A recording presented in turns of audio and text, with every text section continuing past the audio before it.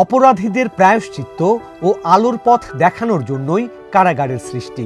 দেশের জনসংখ্যার সাথে তাল মিলিয়ে বাড়ছে অপরাধ ও অপরাধীর সংখ্যা, তাই স্থাপিত হচ্ছে আধুনিক কারাগারও। ১০০ জন বন্দী স্থানান্তরের মধ্য দিয়ে যাত্রা শুরু হলো খুলনা জেলা আধুনিক কারাগারের। শনিবার সকালে কঠোর নিরাপত্তায় পুরনো কারাগার থেকে নতুন কারাগারে বন্দীদের স্থানান্তর করা হয়। রূপসার ভৈরব রোডের পুরনো কারাগার থেকে ৩টি প্রিজন ভ্যানে করে আনা হয় বন্দীদের। এ সময় তাদের ফুলেল শুভেচ্ছা জানান কারা কর্তৃপক্ষ। নতুন কারাগারে বন্দীদের জন্য নানা সেবামূলক সুবিধা রাখা হয়েছে। বন্দীদের ১ নম্বর হাজতি ভবনে রাখা হয়েছে বলে জানায় কারা কর্তৃপক্ষ।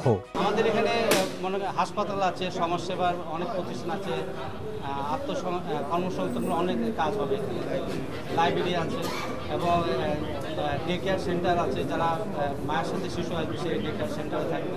এখানে অত্যাধুনিক সব সুবিধা দেওয়া হবে।